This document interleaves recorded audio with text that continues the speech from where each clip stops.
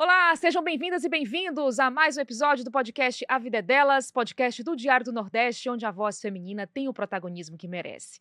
Eu sou Thaís Lopes, jornalista do Sistema Verdes Mares, e é um prazer enorme ter a companhia de vocês a partir de agora. E antes de começar o nosso papo de hoje, eu gostaria de reforçar aqui o convite para você, primeiro, seguir a gente aí nas nossas plataformas, no canal do Diário do Nordeste do YouTube, curtir, comentar e também compartilhar todos os nossos episódios que são feitos com muito, mas muito com carinho, com muito compromisso e com muita responsabilidade, todos os nossos temas dentro do universo feminino, tá bom? Então vai lá, deixa também nos comentários qual o tema que você quer acompanhar por aqui, qual a história inspiradora de mulheres que você acredita que seja relevante e que merece estar aqui, ó, sendo protagonista desse nosso papo. Eu conto com a companhia de vocês, tá bom? E com a participação também, que é sempre essencial. Bom, agora sim, vamos ao episódio de hoje. Trazemos um tema muito sério, muito importante. Dados, vivências, experiências e realidades mostram que viver com dignidade, infelizmente, ainda é um direito negado para pessoas LGBTQIA+. E aí estamos falando principalmente de uma realidade em um país em que apenas o fato de existir é um grande desafio para esse público. Então, diante dessa reflexão que a gente vai trazer agora, vamos tentar responder algumas perguntas. O que ainda precisa sair do papel? Onde já avançamos dentro desse contexto? E, principalmente, o que ainda é preciso fazer? Onde ainda precisamos resistir quando a gente fala sobre direitos das pessoas LGBTQIA+. Vamos lá? Para responder essas perguntas, eu trouxe um trio para lá de especial.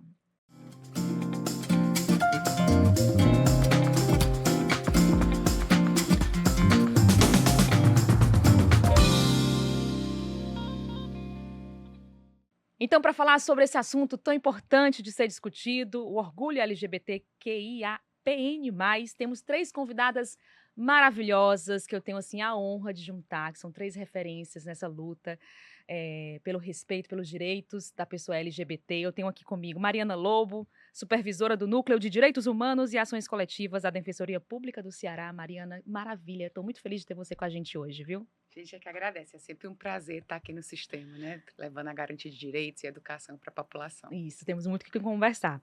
Também tenho a honra de receber Dediane Souza, mestra e doutoranda em Antropologia Social, jornalista, colunista do Diário do Nordeste, ela já é de casa, e também gestora cultural, ela que tem uma voz muito potente nessa luta pelo respeito, pelos direitos da pessoa LGBT. Dediane, muito obrigada, é um prazer enorme receber você. Eu que agradeço, Thaís. Acho que é sempre bacana estar dividindo esses espaços, né, com pessoas tão queridas, né, aqui para a gente dar corpo, né, a essas nossas lutas que são cotidianas, né. Obrigada pelo convite. E eu que agradeço. E aqui ao meu lado também eu tenho Letícia Nacli, médica ginecologista especializada em saúde LGBT. Letícia, um prazer. Primeira vez aqui no Sistema Verdes Mares junto com a gente, né? É verdade, muito obrigada. E eu fico muito feliz da gente estar fazendo essa sessão depois de junho, né? Porque às vezes se resume só a junho, mas aí a gente segue discutindo Exatamente. Esse podcast ele poderia ter sido gravado, justamente esse episódio poderia ter sido gravado no mês de junho, que é o mês que marca, né, o orgulho LGBT. Mas eu acho que essa discussão ela deve ser contínua durante todo o ano e que bom que deu certo reunir vocês 3 hoje, tá bom?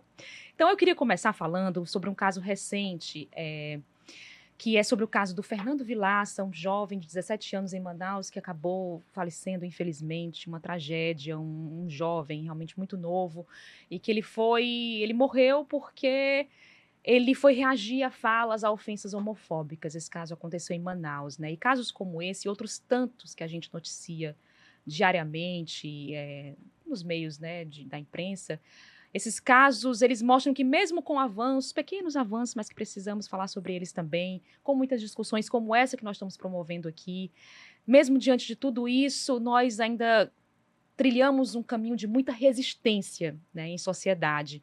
Então, a pergunta que eu quero lançar aqui para todas, para a gente aquecer aqui o nosso papo, é como lidar com tanta violência, sem sem deixar de existir, sem deixar de construir, de lutar, né? Que formas de apoio, de força mesmo que vocês têm construído, buscado dentro da trajetória de cada uma de vocês para a garantia dos direitos da pessoa LGBT. Queria começar com você, Dediane, pode ser? Pode sim, Thaís. Eu acho que é interessante a gente perceber, né, que Fernando não é um caso isolado, né?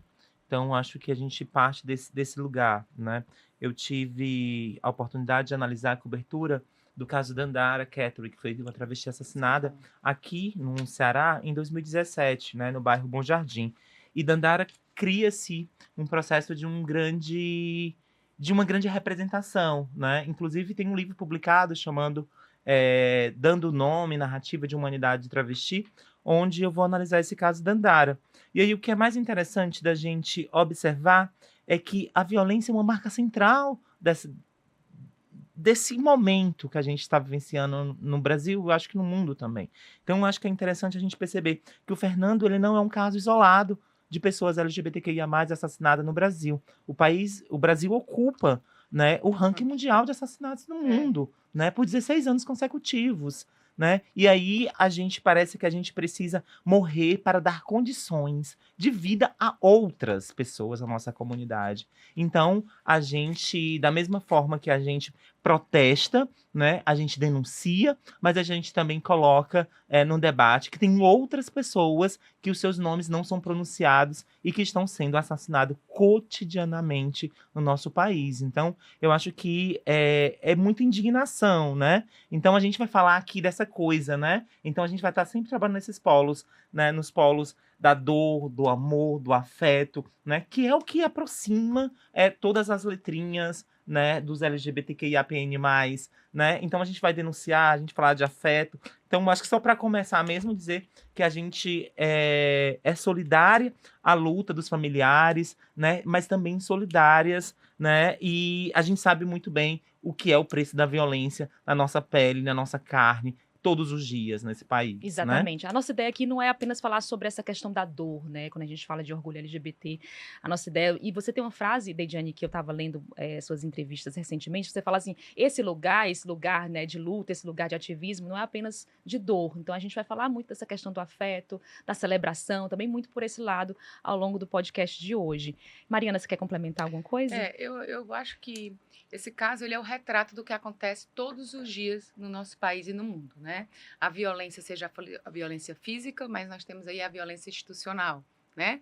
Que é a violência nos espaços de trabalho, as violências dentro da escola. Infelizmente, nós ainda temos, né, um ambiente escolar onde não se reconhece a necessidade da discussão, né, em relação à sexualidade, em relação a gênero, e o reflexo da ausência, né, dessas discussões na escola, nos ambientes de trabalho, na rede pública de saúde, o Estado como um grande violador de direitos da população trans. O reflexo, qual é esse reflexo? É o Brasil, infelizmente, como disse a Deidjane, está aí no ranking, né?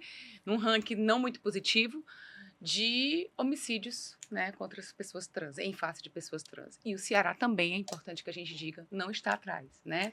Nós temos que tirar isso da invisibilidade. Nós temos que trazer e dizer que, infelizmente, essa barbárie ainda existe no nosso país, mas ela existe vizinho a gente, ela existe do lado da gente, ela existe no colégio que os nossos filhos frequentam, ela existe na universidade que nós frequentamos. Recentemente, a gente teve um caso muito emblemático na Unilab, né, num ambiente acadêmico, onde a gente espera, né, que a educação que emancipa, que orienta, que educa, seja o espaço onde isso não aconteça, mas isso acontece. Nós tivemos recentemente casos na rede de saúde pública e privada aqui do estado do Ceará, e nós temos essa violência institucional no dia a dia da nossa sociedade. Então, a gente para e reflete para pensar que sociedade que nós queremos, né?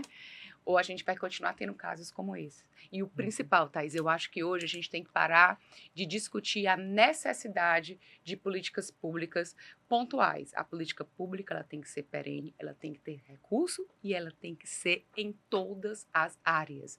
Nós não discutimos garantir direitos da população LGBT apenas na Secretaria de Direitos Humanos, por exemplo. Nós temos que discutir em todos os órgãos, porque o Estado, que é aquele que tem que garantir, que é aquele que dá proteção, hoje é o primeiro violador. Exatamente. A Mariana já levantou aqui a bola para trazer a discussão também aqui para a Letícia. Por que a área da saúde aqui no nosso podcast, né? Então, você como especialista na saúde LGBT, essa violência está muito presente na área da saúde também? Ô, Letícia, traz para a gente aí um panorama, por gentileza. Olha, eu acho que quando a gente fala de violência, a gente pensa, principalmente como nesse caso que você falou, né, do homicídio, de uma agressão física, sendo que, como a Mariana também falou, a violência, ela perpassa não só o óbvio, né? Muitas vezes o assassinato, a agressão física é só a ponta do iceberg, e a gente tem ali uma violência programática, a gente tem uma violência de Estado, uma violência assistencial, muitas vezes por omissão e negligência mesmo. Então, o que é que a gente tem? Na verdade, a gente não tem profissionais que são treinados e capacitados para lidar com as especificidades das pessoas LGBTQIA+. Quando a gente fala sobre saúde da população LGBTQIA+, automaticamente as pessoas pensam em infecção sexualmente transmissível, né? Não se pensa em nenhum outro tema, e não tem na grade curricular da maioria das universidades cadeiras obrigatórias sobre saúde LGBTQIA+. E quando tem, é como as políticas que você falou, é algo pontual. É 1 hora, são 3 horas de aula, e não algo que é ensinado e é perene nessa formação. Então, a gente tem profissionais que não receberam a formação adequada, e quando saem, né, da bolha acadêmica, eles vão se deparar com pessoas LGBTQIA+, e aí, o que é que eu faço com essa pessoa Como que é está que aqui isso na minha reflete, então, frente? essa falta de capacitação desses profissionais, como isso reflete no dia a dia A gente tem de atendimento a essas pessoas? Então, a gente tem uma população LGBTQIA+, que morre precocemente, que não precisava, muitas vezes de agravos preveníveis. Por exemplo, a gente sabe que mulheres lésbicas morrem mais de câncer de colo de útero do que mulheres heterossexuais, justamente porque tem no imaginário que não precisa fazer exames periódicos, exames preventivos. A gente tem população trans que não tem acesso a cuidados relativos à modificação corporal e saúde mental, e quando tem, é um acesso que é muito difícil, às vezes a fila é muito grande, e aí o que é que acontece? Essa população adoece, essa população morre precocemente por um reflexo de falta de educação dos profissionais. E tanto na formação de profissionais da área da saúde, tanto enfermagem quanto a área médica e outras áreas, mas também até nas especializações. Então, eu sou ginecologista, obstetra, e eu posso dizer que eu já mapeei as formações curriculares das residências, e pouquíssimas vezes a gente vê alguma menção direta à saúde LGBT. Às vezes a gente vê alguma menção a ensino sobre sexualidade saudável, etc., mas a gente não vê algo específico voltado para essa população. Tediane, você costuma dizer que o seu corpo é político, né? Então, como uma pesquisadora, uma mulher trans, preta, uma mulher que é gestora cultural, que tipo de resistência é necessária para ocupar lugares como esses que eu acabei de falar? Como é ser uma mulher trans ocupando esses lugares de liderança, porque você é gestora cultural também. Thaís, eu acho que a gente vem modificando algumas rotas, né? Eu acredito que aquela expectativa, né, da travesti, né, a partir dos dispositivos de estigma que foram construídos sobre nós, a travesti, a perigosa, né, a da rua, essa coisa toda, ela vem se modificando ao longo da história. E isso é fruto de luta de outras travestis que vieram em outro tempo, né, que construíram ali, com seus corpos, com as suas identidades, projetos de resistência. E eu sou cria desses investimentos. Eu sempre digo isso com muita clareza, né? Falar o nome da Dediane é falar o nome de Tina Rodrigues, o nome de Cintura Fina, né? De outras travestis em outro tempo que construíram essa marca. Então, ocupar os lugares institucionais, né? Reivindicando esse lugar de ser uma travesti preta sertaneja, né? É de um lugar de construção de referência para as que virão, né? Então, eu não quero estar nos lugares sozinha, né? Eu quero andar de bando, andar de ruma. Então, eu venho, né, de um lugar onde a escassez eram todas as escassez possíveis, mas que tinha resistência, tinha afeto, né? E aí, a partir desse lugar, eu vou me construindo como essa liderança travesti aqui no Ceará, né? E aí, atualmente, eu trabalho com equipe só de pessoas trans, né? Eu estou num programa de pós-graduação onde somos em 6 travestis, né? Então, a gente está ocupando esses lugares, mas a gente precisa dizer que esses lugares, eles também são lugares da violência, eles são lugares também das ausências, né? Uma coisa é esse corpo, né, interagindo com aquele espaço, mas a gente volta e diz, mas lá fora também é violento, a rua também é violento, né? Nossas comunidades também são violentas. E aí a gente vai construir um processo, né, que Beatriz Nascimento vai chamar de aquilombamento. Então, eu acho que a gente está construindo um aquilombamento travesti, um aquilombamento trans, né? E eu acho que isso é muito bonito de se ver nesse momento. Então, quando eu falo, né, que tem dor, que tem afeto, que tem resistência, é porque não tem como deslocar isso de um corpo. Ele está junto, né? Tem ausência, tem percas, tem luto, tem afeto. Então, é desses lugares. E às vezes parece que são palavras dadas, né? Que caiu no senso comum, caiu na boca de todo mundo. Mas que, na verdade, tem uma essência, tem um alicerce, que é fruto das traviarcas, né? Que é um grande debate hoje do momento. E a gente está pensando hoje e sonhando, que eu acho que é o mais bonito. A gente está sonhando, né? Então, eu acabei de completar 37 anos no dia 7. E o quanto eu estava feliz de poder socializar com as minhas mais velhas e dizer assim, tá dando certo, então vamos juntas, vamos mais. Porque eu acho que é desse lugar da construção de referência. Então, as violências, nesse exato momento, para mim, elas são muito menores do que representam um projeto político de coletividade, dizer que não é só a Dediane que vai pegar um título de doutora daqui a um tempo, né? Mas é a Dediane que vai produzir um texto falando sobre envelhecimento de travestis em Fortaleza, resgatando a memória das travestis que construíram essa cidade, que a gente nem sabe quem foi.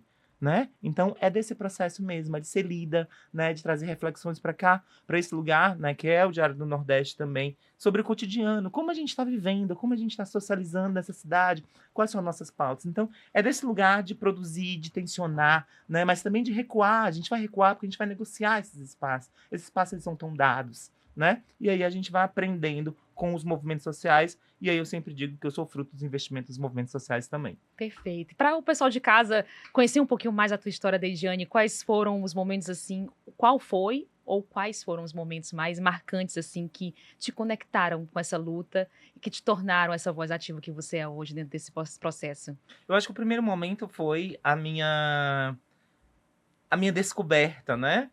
A minha afirmação enquanto travesti, né? Então eu sou percebida pelas minhas mais velhas como um igual, né? Eu falo isso no meu texto, né? E eu volto para rememorar. Então eu estava na construção da parada em 2006, a Parada pela Diversidade Sexual do Ceará, em 2006, e Tina olhou para mim e disse que eu não era Dedé, né? Que eu era Dedeane. Então Tina me ajuda a me nomear nesse processo, reconhecendo como igual. Então esse ponto é muito importante.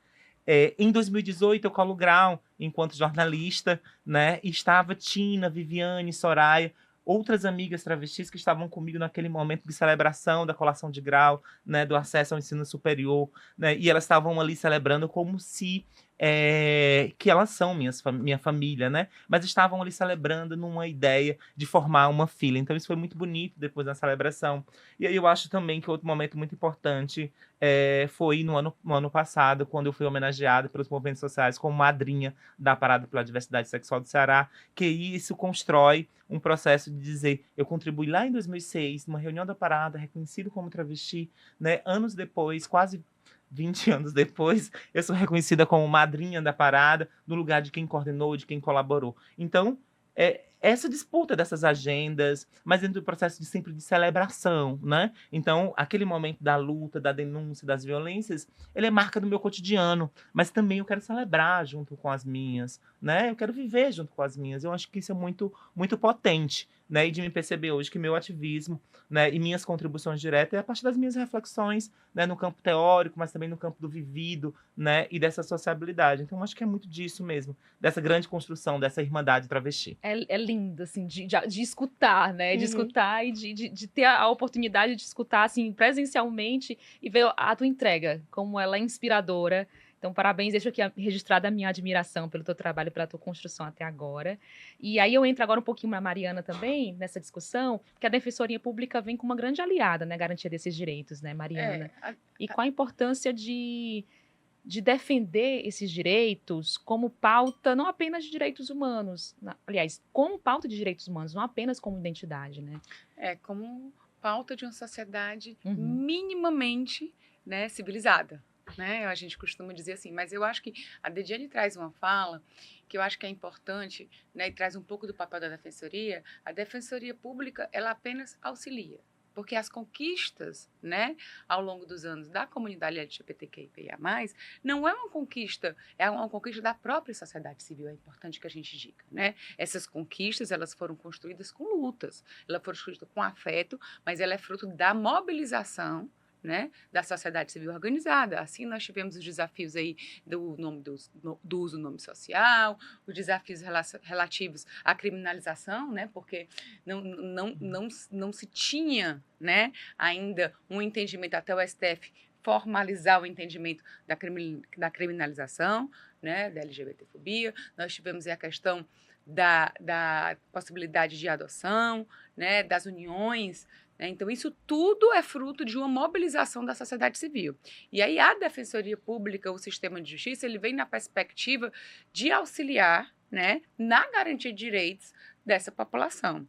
E é importante quando a gente olha o retrato, a gente diz, poxa, é preciso ir até o Supremo Tribunal Federal para garantir algo que muito claramente já está garantido na Constituição. E que mesmo que assim não tivesse, ele deveria ser o cotidiano de qualquer ser humano. Né? Qualquer ser humano deveria ter o mínimo, né, de respeito e de garantias que ele está. Mas, infelizmente, no Brasil hoje, a gente ainda vive essa luta. A gente vive uma luta constante para que nós não tenhamos retrocesso, é importante a gente dizer. Né? As pessoas dizem, mas está consolidado. Não está consolidado. Nós temos aí inúmeros projetos de lei, né? Tramitam aí no Senado Federal, na Câmara de Deputados, aqui mesmo na Câmara de Vereadores, né, na Assembleia Legislativa, que visam, né, não é ter retrocesso, eu acho que visam rasgar o que a Constituição garante.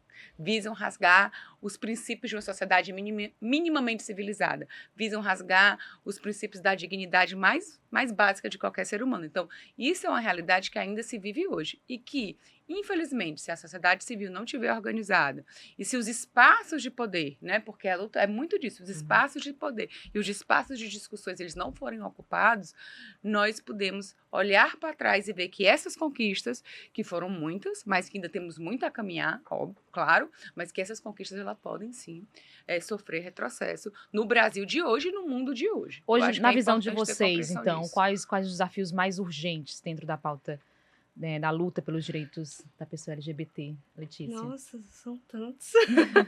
Os mais é difícil urgentes até elencar, aqui. assim. O que eu vejo, assim, que está mais inserido um pouco dentro da minha realidade, dentro da minha prática, que foi até uma mudança recente, não é que não fosse um direito que não... É o seguinte, assim, todo mundo tem direito à saúde, né? Pelo menos deveria, né, se apropriar disso. E uma das coisas que me dói muito por atender quase exclusivamente a população LGBTQIA+, e também por ser parte dessa comunidade, uma coisa que me dói muito é ver, e eu escuto isso todo dia, de mulheres lésbicas ou bissexuais que estão com seus 40, 50 anos e falaram, eu nunca colhi uma prevenção porque disseram que eu não podia, que não era para mim. E, bem, a saúde está aí, as resoluções estão aí, e aí por que isso não está sendo feito? A gente está morrendo por conta disso. E você falou isso, eu lembrei, porque esse ano foi lançado pelo Ministério da Saúde uma nova diretriz de rastreio de câncer de colo de útero, por exemplo, e aí as diretrizes elas falavam, pessoas com vida sexual ativa devem, né, fazer o exame periodicamente, e aí, lançado isso, as pessoas ficavam, não, uma vida sexual ativa, então a vida sexual ativa é heteronormativa, e aí todas essas pessoas que não tinham essa vivência normativa, elas caíam no esquecimento, na negligência dentro da saúde. E aí, finalmente, esse ano foi lançada, e eu acho que isso, assim, isso é uma conquista muito grande, que essa nova diretriz, ela especifica tudo o que é considerado, por exemplo, uma atividade sexual. Então, a gente engloba aí várias vivências, não só de mulheres, mas de outras pessoas. E aí que agora, a gente tendo isso descrito, e muito bem descrito em documento, você pode mostrar, olha, vocês têm que parar de falar para essas pessoas que elas não merecem fazer um rastreio de câncer.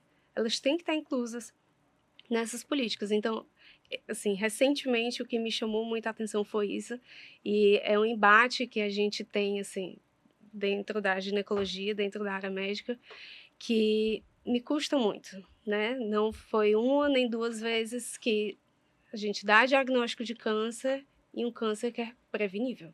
né?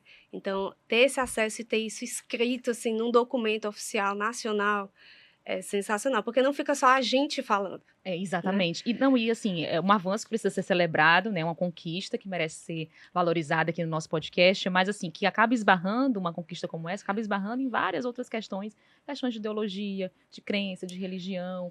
E isso também eu acredito que seja um desafio muito grande na área da saúde para as pessoas LGBT. Com certeza, porque todo mundo aqui é fruto da sua cultura e do seu tempo. Então, isso não isenta os profissionais de saúde de também serem moldados dentro dessa cultura. Sendo que a minha convicção, pessoal, ela não deveria interferir na minha conduta. E aí você vê profissionais sendo desrespeitosos, né? Teve até um vídeo que circulou recentemente sobre uma pessoa trans tendo seu nome social claramente desrespeitado no atendimento médico, que isso deveria ser assim, o básico, né? A gente tem desrespeito do nome social, profissionais que falam, não concordo com, como se fosse algo para concordar, mas não concordo com isso, então vou lhe tratar de outra forma, ou as práticas que você tem não são válidas na minha concepção, então você não merece esse tipo de cuidado. E muitas vezes a gente vê pessoas que falam, olha, eu me informei, eu sou de coletivos, eu sou de organizações, eu sei que eu tenho direito e que esse cuidado deveria ser prestado a mim, e profissionais que negam isso e fica por isso mesmo, porque quando você é paciente e passa por isso, por mais empoderada que você seja, e eu já passei por isso, quando você é o paciente, você tem um profissional que, né, esbarra naquilo que você deveria receber, você tem tudo, você tem as referências, você tem a literatura toda lhe amparando, mas é muito difícil você falar na hora. Você pode ficar remoendo isso depois, mas na hora foi uma violência que você sofreu e depois às vezes você nem se toca na hora, às vezes você não fala nada, às vezes você simplesmente não volta para esse profissional. Mas é uma violência que é sofrida e muitas vezes as pessoas não denunciam. E aí isso impede até mesmo que as pessoas busquem esse atendimento médico por medo de viver novamente uma situação como essa, Com certeza. Não, mas, e aí, uma coisa importante, aí ela chega lá no posto de saúde, né? Vamos pro dia a dia básico. Vamos lá, vamos traduzir isso aí, né? O né? primeiro que viola é o Estado. Quando você entra no sistema, né? No sistema único, e aí vocês acompanharam as discussões recentes, né? Do CAD único, né? Do cartão de vacinação. Então, assim, aí você já chega num atendimento de saúde básico. E o próprio Estado, ele já é o primeiro violador, né, do seu direito ao direito básico, ao seu direito à sua identidade. Sim. Né? É o direito da minha identidade, que é como eu me vejo e como eu quero que aquela pessoa me veja. O próprio Estado já é o primeiro violador. O próprio Estado, que era aquele que era para garantir o direito básico da sua dignidade, que é a sua identidade, ele já começa violando. Quando você tem a questão do CAD único, você tem a questão dos cadastros de saúde, do SUS, que não sequer reconhece. Gente, nós temos há décadas, a normatização do processo transexualizador. Há décadas. E a gente ainda tem hoje, enquanto defensoria, que judicializar para garantir algo que está há anos assegurado. Há anos. E aí, o que é que a gente tem que fazer? A gente tem que judicializar. E aí, as pessoas, mas por que, por exemplo, que os planos de saúde não já sabem que a judicialização vai garantir aquele direito? Por que os planos de saúde já não asseguram? Por diversos fatores. O primeiro é pela ausência de informação das pessoas, né? Por isso que eu digo, eu acredito muito que a educação é a base, né? Porque as pessoas sequer reconhecem que tem aquele direito. Depois elas não sabem onde procurar o exercício daquele direito, né? Então eu acho que a gente ainda tem muito a caminhar quando a gente vê que nós temos normas, nós temos uma legislação que, apesar de todas as dificuldades, mas é uma legislação. O problema é que a gente não consegue implementar, né? Por que a gente não consegue implementar? Porque nós temos os operadores do sistema de saúde, aí nós temos os operadores da educação, né? Aí nós temos a sociedade como um todo, e a sociedade vive um adoecimento constante. De quê? De neutralizar ou de naturalizar violências, né? E aí, quando eu vou para a educação, onde eu não permito a discussão de sexualidade e de gênero, eu estou abrindo uma porta para diversas questões. Eu estou abrindo uma porta para que a gente não possa combater, por exemplo, as questões relacionadas à violência contra a criança, à violência sexual, porque eu não discuto isso na escola, né? Sim. As questões relativas o tráfico de mulheres, né? No Brasil, hoje nós temos um tráfico de mulheres no Brasil, e quando eu não discuto essas questões na escola, o que é uma discussão na escola? E eu volto a dizer, todas as vezes que eu me deparo, né, com a sociedade de uma maneira geral, tentando estigmatizar, criminalizar, porque tentam criminalizar essa discussão no âmbito escolar, que é o primeiro passo, né? É o primeiro passo. Eu tenho que discutir ali, porque dali eu estou formando pessoas, eu estou formando as próximas gerações, né, que vão estar naquelas... E quando eu não posso discutir isso nesses ambientes, eu tenho uma sociedade adoecida. Então, a gente ainda tem muito a caminhar, né, nesse aspecto. São muitas camadas, né, o Lidiane pode entrar aí na discussão. Às vezes eu estava falando aqui e eu fiquei aqui anotando um montão de coisas. Eu só percebi o movimento dela, viu? Todo mundo falando... É porque eu fui resgatando aqui na minha memória, né, um montão de coisas aqui. Eu acho que o primeiro momento que a gente precisa discutir é que os direitos da população LGBTQIAPN+, não é o direito... outro direito. É o mesmo. São todos os direitos. É o direito à educação, o direito ao trabalho, o direito à saúde, o direito à saúde. Isso. Que sempre teve lá. O que a gente está dizendo é que somos diferentes, assim como as mulheres vítimas de violência, né? Na sua integralidade são diferentes, né? Assim como as pessoas negras também são diferentes. A gente precisa entender dessa diversidade do povo brasileiro, do povo cearense, né? E aí, doutora Mariana fala muito do Estado, É interessante dizer que o Estado ele não é um governo, é o Estado-nação, é a concepção central da engrenagem da burocracia, né? Então, vamos aqui, né? O Estado que a gente não é a engrenagem, não é o Estado, não é o governo. Por isso que a gente diz muito. Estado com maiúsculo. Por isso que a gente diz muito. Estado-nação. O que a gente observa de políticas públicas são políticas públicas de governo, né? Que é o que a gente... Estado... Sim. É o burocrático, né? E vamos aqui. Então, dentro dessa dimensão, eu acredito que a defesa da democracia é uma pauta central do momento. Não vai existir direito para nenhuma população se a gente não defender a democracia como central. Então, eu acho que isso é algo consolidado, né, dentro desse debate. E aí, quando a gente traz, né, o debate da saúde, eu acho que a defesa do SUS, nos seus 3 princípios básicos, né, a universalidade, a integralidade e a equidade. Então, se a gente garante os 3 princípios básicos do Sistema Único de Saúde, na defesa dele, gratuito, universal e equânime, a gente vai garantir o direito à diferença. O que a gente precisa é entender como é que operacionaliza esse processo. Sabe por quê? Porque as primeiras pautas do movimento de travestis e transexuais no Brasil foi por direito de nome social. E o primeiro lugar onde abarcou essas nossas demandas foi o Ministério da Saúde, né? Lá nos anos 90, nos anos 80. Né? A nossa denúncia era das violências que a gente sofria na rua, por policiais, a violência policial. A gente avançou muito no campo da segurança pública até o ano de 2010. Né? A gente avança muito, né, com a Senasp, né, com um grande debate sobre segurança e cidadania. A gente avança, né, dentro desse processo. A gente começa a discutir nome social em 2000, nos anos 2000. Né? Em 2008, a gente estava implementando um montão de portaria e resolução sobre o nome social no sistema de educação. Então, é preciso dizer também que estávamos, mas a sociedade, de uma maneira geral, passou a respeitar a partir de uma decisão do Supremo Tribunal Federal. Aí é preciso que a gente vá, né? Eu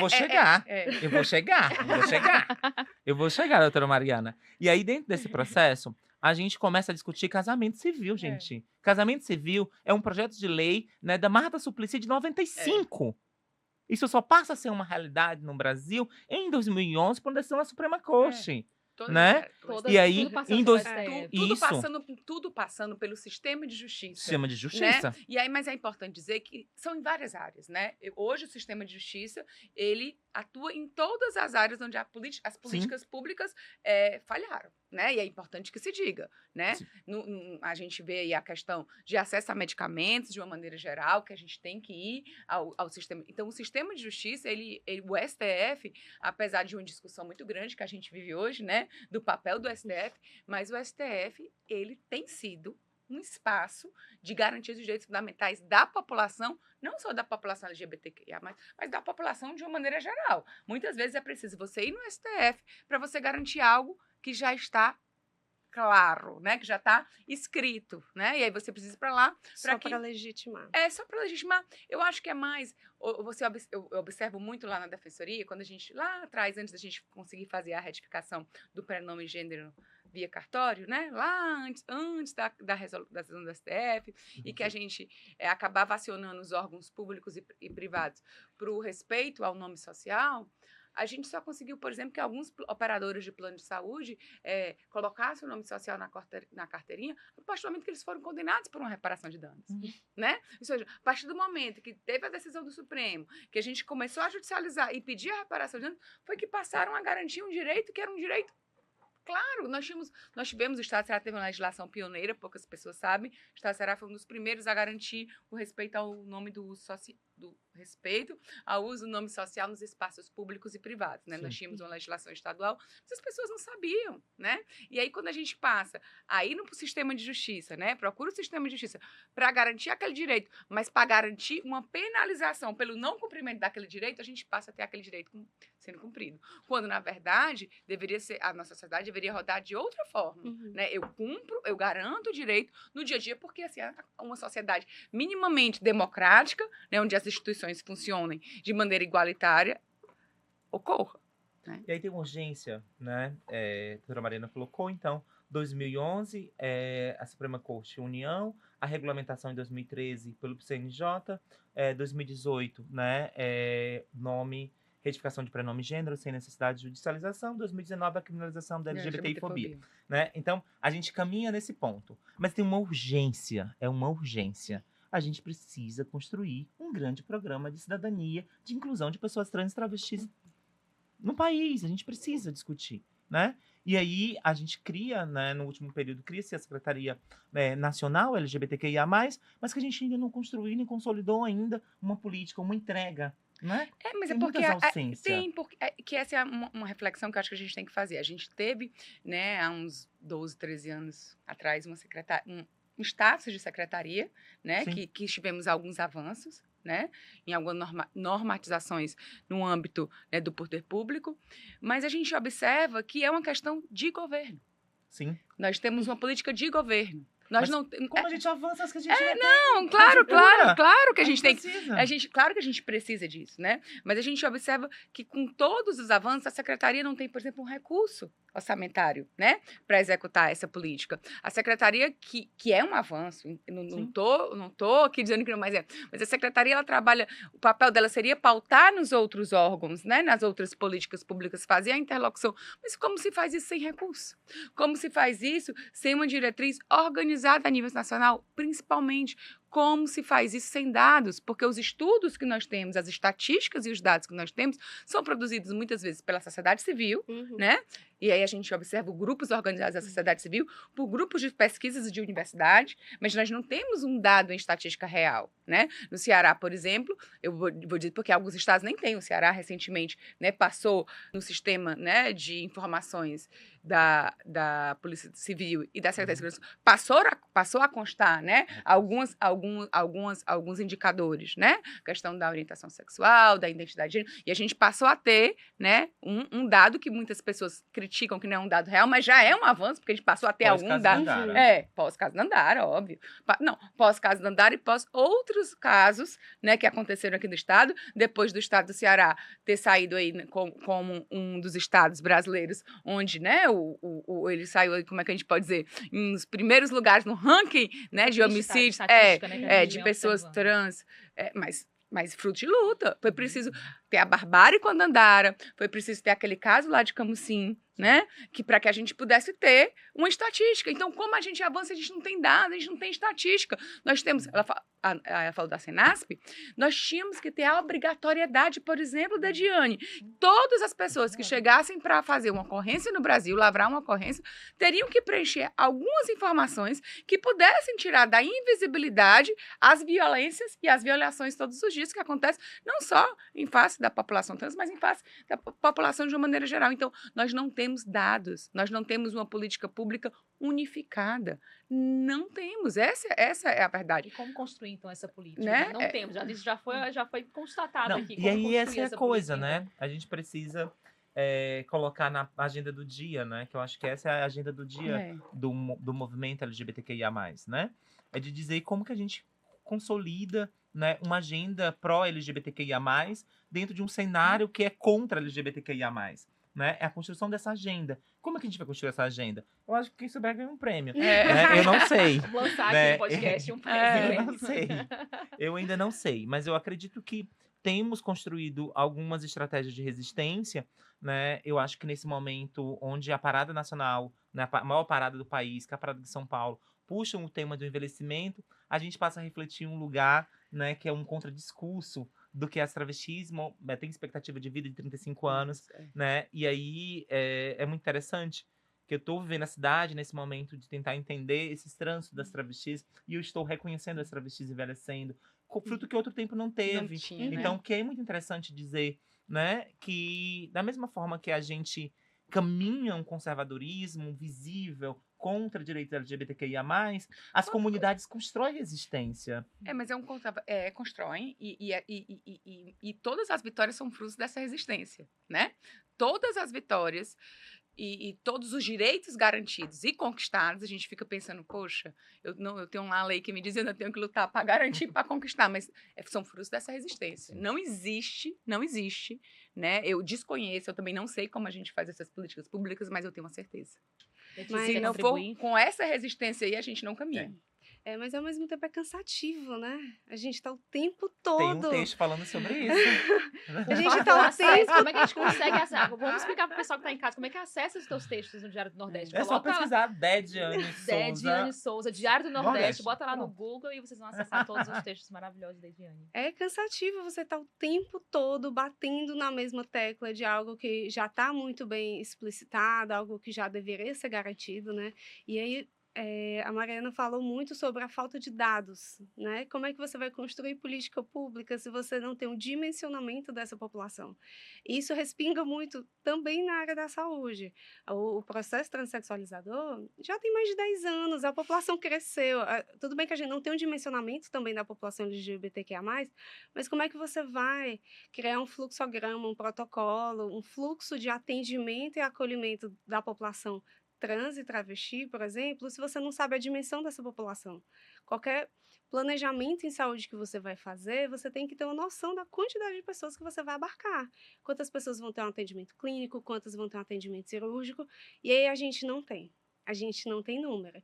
E aí até final do ano passado, os profissionais da saúde, né, que lidam mais diretamente com saúde da população trans, a gente estava na expectativa do novo documento que ia sair, que ia reorganizar a assistência em saúde para essa população. E aí, na verdade, nada aconteceu. O que aconteceu foi uma resolução retrógrada do Conselho Federal de Medicina, né, que assim, injustificável. A gente já tinha um processo transexualizador que, apesar de todas as críticas, ele já dava um norte de como a gente fazer esse fluxo. E aí a gente tem uma nova resolução do Conselho que dificulta o acesso das pessoas a um serviço de saúde, barra o acesso a atendimento e acolhimento de famílias, de crianças e adolescentes com variabilidade de gênero. E aí perguntam, tá, mas o processo transexualizador está aí, você não pode atuar, né, conforme está escrito o processo, tá. Mas, por exemplo, nós, enquanto os médicos, nós somos, né, vigiados e, muitas vezes, amparados pelo conselho. Como que eu vou fazer algo que o SUS, né, oferece, está lá escrito no processo transexualizador, e eu tenho uma nova resolução que vai de encontro ao processo, né? Então, eu acho que, pelo menos eu não esperava, não sei se eu estava me iludindo um pouco, né? Mas a onda de conservadorismo vem, e aí, pelo menos eu não esperava, a gente estava na expectativa de uma resolução do Ministério da Saúde que fosse bem mais abrangente, que ia facilitar demais o atendimento ambulatorial e hospitalar dessa população, e a gente vem com uma resolução, por exemplo, do Conselho que dificulta demais o acesso dessa população a um serviço de saúde fica assim, digno, né? Um mínimo. Com que frequência, Mariana, esses casos assim, Na de defensoria? negligência chegam à defensoria? Toda a gente ter uma semana. ideia, assim, Toda semana. Você quer dizer hoje de manhã? Toda semana. Pra gente ter uma ideia, assim, uma frequência especificamente muito de saúde, toda semana. Toda semana. Mas aí são várias violações, né? Vão desde do não respeito do uso do nome social em uma clínica de saúde ou num posto de saúde, questões relativas à questão da saúde mental, de acesso, né, que é importante também dizer, né, as questões relativas, né, à saúde mental. A gente sabe hoje o grande número de suicídios, né, de pessoas trans. Então, desde questões de acesso a uma consulta, por exemplo, né? Então, relacionados à área de saúde toda semana. São as principais demandas que chegam dentro desse contexto? Não, eu acho que a gente recebe muito ainda de violações e violências. Sim. E muitas vezes a violência institucional, aquela violência que ela acontece, que você, no primeiro momento, você não vê como, assim, o senso comum, né, acaba neutralizando, mas que é uma forma de violência, a gente recebe todos os dias. O desrespeito ao nome, ao uso do nome social, uma coisa que a gente nem imagina que ainda existe, mas existe todos os dias. Mas eu acho que a Dejane fez uma reflexão, que é a questão da diferença, né? A gente vive hoje no Brasil, né, infelizmente, um desrespeito às diferenças, né? Nós temos aí as violações, né, que as pessoas trans LGBT sofrem todos os dias, mas nós também temos as violações que as pessoas com deficiência sofrem todos os dias, porque são diferentes, né? E aí, quando eu digo no ambiente escolar, as crianças, né, neurodivergentes, sofrem sim discriminação no ambiente escolar, porque são diferentes, né? E aí nós temos a população, as grandes violações, porque são diferentes, né? Dos povos tradicionais, né? Dos povos originários, né? Então, é importante que a gente faça uma reflexão, né? Que sociedade é essa, né? Onde a diferença é motivo de exclusão, onde a diferença ela é motivo de desrespeito. Então, acho que a gente tem que caminhar muito ainda em uma sociedade com uma cultura de paz. E aí, muito se discute sobre também os índices de violência do Brasil, né? E a gente discute, não, o Brasil é um país violento, né? Você vê o crescimento aí do crime organizado, mas quando a gente olha que nós, enquanto sociedade, somos uma sociedade violenta, porque todos os dias eu discrimino diferente, né? Não especificamente a população LGBT, mas a população negra, né? A população periférica, ela é discriminada. Eu, enquanto sociedade, sou uma sociedade violenta. Quando eu não mudar o conceito de violência e reconhecer que essa violência está dentro do meu espaço de convivência diária, está dentro da escola, está dentro do ambiente de trabalho, a Dejane pode depois falar um pouco sobre essa questão, dentro do ambiente de trabalho, está dentro do ambiente de saúde, está dentro da sociedade, está dentro do meu dia a dia, né? Como eu não vou ser um país violento se a violência faz parte do meu dia a dia? Então, eu acho que essa questão do respeito ao que é diferente ainda é uma dificuldade muito grande no Brasil. E ao mesmo tempo, que você fala isso, você também comentou que querem criminalizar quando a gente tenta abordar o assunto, por exemplo, na escola, né? Quando a gente fala, por exemplo, de educação sexual, a gente fala educação para uma sexualidade saudável ao longo da vida. Sim. Não é algo recente, uma ideologia de gênero, como querem muito colocar. Na verdade, existem documentos e A resoluções própria ONU, né? Tem a da ONU, Unesco, da ONU já tem uma recomendação. documentos sensacionais que orientam os profissionais, tanto da educação como profissionais da saúde, enfim, pessoas habilitadas que podem dar esse tipo de instrução que é adequada por faixa etária, e assim, né, deve ser, e nem isso a gente consegue fazer. A gente vivencia um momento muito difícil, né, Thaís? Eu acho que tem um grande debate que a gente está no momento da sociedade do cancelamento, né? Exatamente, exatamente. Infelizmente, nosso tribunal, isso, né? Então, a gente está das redes vivendo num tribunal das redes sociais. Onde todo mundo tem ali opinião formada sobre tudo. De longos estudos, só que não, né? Pessoas preparadas, capacitadas, que entendem do assunto. Então, isso é algo muito importante da gente se pensar, né? Então, a gente está num momento onde tudo é proibido, onde tudo, né? Todo mundo opina por tudo. Então, isso causa adoecimento. Né? E é interessante o adoecimento mental que a doutora Mariana coloca, não é na perspectiva que ser LGBTI causa adoecimento mental, não, é que a violência causa adoecimento mental, né? Então, essa violência cotidiana, diversas formas manifestadas contra nós, causa adoecimento, né? Então, acho que é interessante colocar. E tem um momento que eu acho que é muito interessante, né, da gente refletir, que é o momento da rejeição das categorias historicamente dadas, né? As categorias elas estão sendo rejeitadas, né? Eu não quero ser, eu não me vejo, né, esse lugar, né, da pessoa pobre, né? Eu não quero esse lugar da categoria, né, homossexual. Isso não me cabe, eu sou muito mais do que isso, eu sou humano, né? Então, esses discursos que vêm se construindo rejeitam essas categorias, que aí é interessante a gente puxar essa discussão. O que nós, enquanto pessoas LGBTQIAPN+, estamos disputando na sociedade brasileira como todo, é o direito à vida, é o direito de existir. Para a gente existir, o Estado/nação, na sua concepção, precisa garantir os direitos básicos e mínimos, né? Os capitais, as estratégias de vida, né? Que aí, vários intelectuais, inclusive um camaronês que eu gosto muito, que é o Achille Mbembe, ele vai falar que a gente vive num estado de necropolítica, que o Estado vai dizer quem merece morrer e quem merece viver, né? Então, dentro dessas concepções, a gente está no que há de mais grotesco dessa dimensão de quem vai viver, de quem vai morrer, ou de quem pode morrer, ou de quem vai ou deixar viver, né? E tem outro debate que é muito mais é triste. Quem merece o luto, como pergunta Judith Butler? Né? Quem tem medo de gênero, como pergunta Judith Butler? Né? Então, esses conceitos, que parecem ser teórico, muito distante das nossas experiências, nos ajuda a pensar o tempo. E esse tempo desse momento, agora que a gente está aqui refletindo. Então, tem dimensões aí que a gente pode pedir emprestado os conceitos para a gente ver com outras lupas as entrelinhas desse exato momento. Amanhã tem outros babados, o de hoje são esses. São esses aqui, é o que a gente tem para hoje, né? É só isso. É só isso. Fácil. Fácil.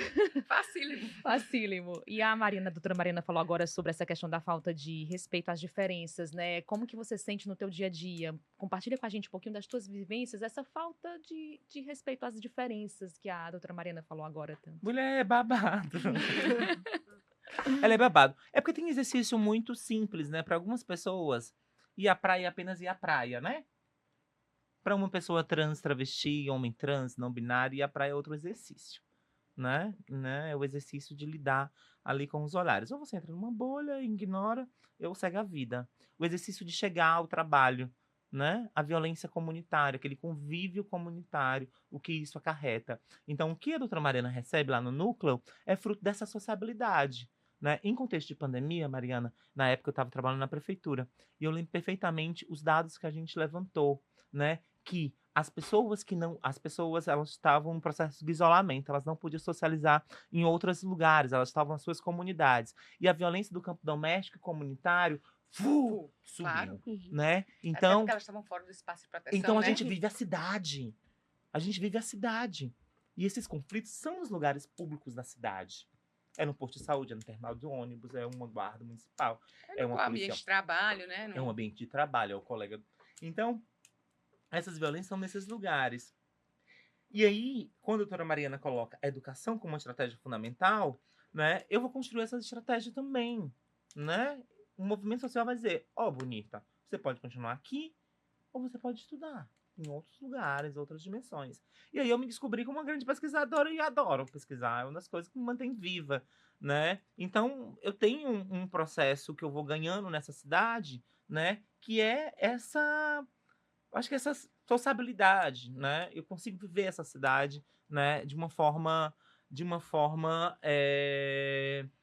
não sei a palavra correta, mas eu acho que eu consigo socializar a cidade, né? Mas as violências, elas estão ali nas entrelinhas, no cotidiano, mas aí terapia, e aí rede de apoio de amizade, né? Rede de apoio de amigas, famílias que a gente vai construindo, né? O estudo. Então eu vou continuar essas estratégias. Mas eu não estou dizendo que é a receita do bolo, que todo mundo vai ter essa mesma É o que serve para experiência, você, né? né? É o que eu venho construindo, né? Sim. Então é desse espaço. Mas é importante dizer que o movimento social me dá esse processo muito importante desse protagonismo desse processo, né? Então, eu vou ganhando esse processo da mesma forma que eu vou construindo essas redes, né? Então, eu vou construindo redes nesses lugares por onde eu passo, e que são redes que vamos agregando outras pessoas trans, outras pessoas travestis, as mulheres negras. Então, é interessante dizer que as violências que eu sofro enquanto uma travesti é uma violência marcada pelo racismo, né? E aí, ou eu faço a louca, né, para poder me manter no lugar, ou negocio, ou eu vou construir aliados. Então, é da política,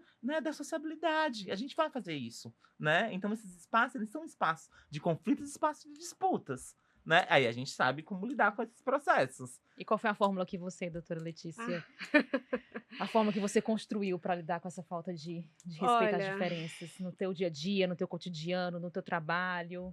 Olha, enquanto ginecologista e sapatão, porque é assim que eu me identifico, eu já recebi várias perguntas 100% inconvenientes de, mas como assim você é ginecologista, sapatão? Nossa, como assim? Você sexualiza as suas pacientes, você tem um olhar diferente? Eu falo, eu tenho um olhar diferente, eu não vou negar a sexualidade da minha paciente. Eu não vou assumir que ela não pode ser mãe, por exemplo, se ela for lésbica. Eu não vou assumir que uma pessoa que está aqui na minha frente, que usa uma calça e uma roupa lida como masculina, tem determinado gênero. Pelo menos para mim, Isso abre muito o meu olho de não assumir nada e perguntar bastante. E aí, a partir desse momento, né, eu tento não ligar muito porque as pessoas ficam achando, porque eu acho que senão eu vou enlouquecer, aí minha saúde mental vai para Vai para água é, abaixo. vai por água abaixo, mas assim, eu tento fazer o que eu acho que é certo. Então, eu falo assim, eu deixo muito aberto, eu sou bem sincera quanto à minha vivência, quem me conhece sabe que eu falo muito sobre vivência de ser uma sapatão e ser uma sapatão enquanto ginecologista, como isso atravessa o meu olhar, o cuidado que eu dou para as minhas pacientes, tanto pacientes LGBT como não. E eu acho que o principal que eu faço é não me colocar no lugar de ter que educar certas pessoas. Eu acho que me chamar ou chamar outras pessoas LGBT para dar palestra sobre o que significa cada letra da sigla não cabe mais, né, não faz o menor sentido. Não é o meu lugar educar você sobre o preconceito que você deveria perder. E tampouco eu acho que a gente deveria deixar essas pessoas confortáveis quando a gente passa por alguma situação desconfortável. Eu acho que as pessoas se sentem muito bem em fazer perguntas invasivas e desconfortáveis enquanto pessoas e profissionais LGBT, e eu acho que a gente devia ser um pouquinho desconfortável também, dar aquela cutucada, porque não é o nosso lugar ficar educando. Então, primeiro, eu tento não ligar muito. Segundo, eu me coloco nesse lugar de não ficar educando.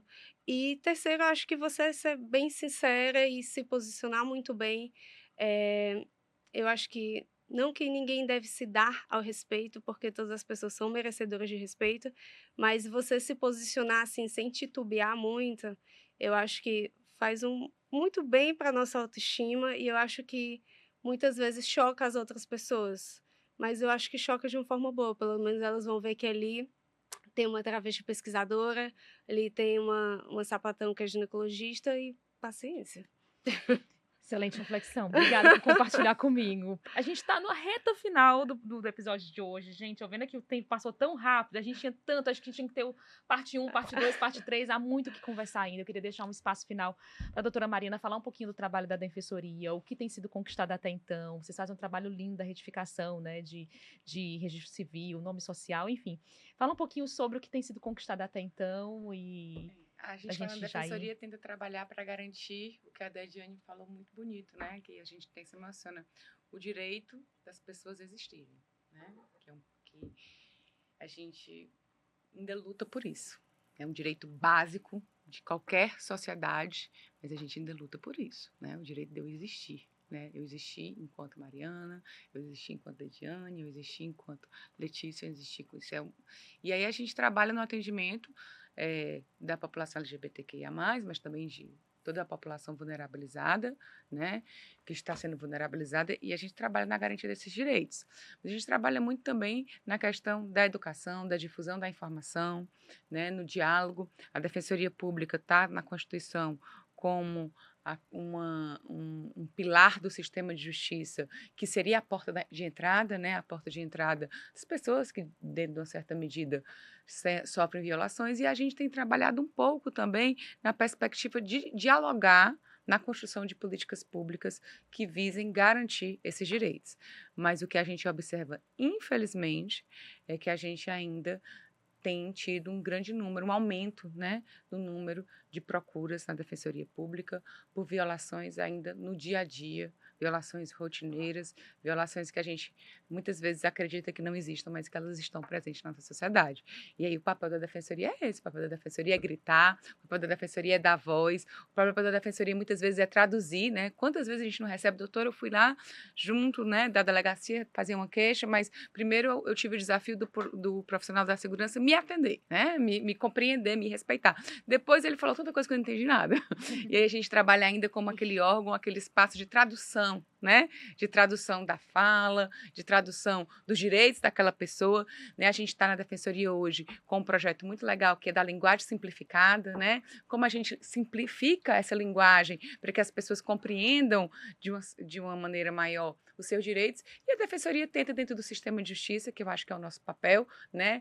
Para tentar fazer esse sistema de justiça mais democrático, né? Tentar fazer com que esse sistema de justiça não seja, se a gente olhar ainda os grandes números de pessoas que acionam, né, o Poder Judiciário, ainda são bancos, né, ainda são entidades privadas, não é a sociedade de uma maneira geral. E a gente trabalha para que essa sociedade possa estar acionando o sistema de justiça para suas violações. E eu acho que esse é o papel da Defensoria. Lindo, É estar do lindo. lado e dar voz, porque nós, enquanto Defensoria Pública, a gente só está ali auxiliando e garantindo, como a Dediane disse, essa resistência e essa luta por garantia de direitos. E parabéns por você abraçar essa causa, abraçar esse tema com tanta responsabilidade, com tanto compromisso. E eu queria deixar uma pergunta final aqui para todas, a gente trazendo esse tema orgulho LGBT. Para além da luta, o orgulho é celebração também. Então, o que é para cada uma de vocês, o que significa esse orgulho LGBTQIAPN+. Sendo mais sincero, o que é para vocês esse orgulho? O que é preciso celebrar neste momento? Para a gente encerrar também com a astral lá em cima, falando também dessas celebrações.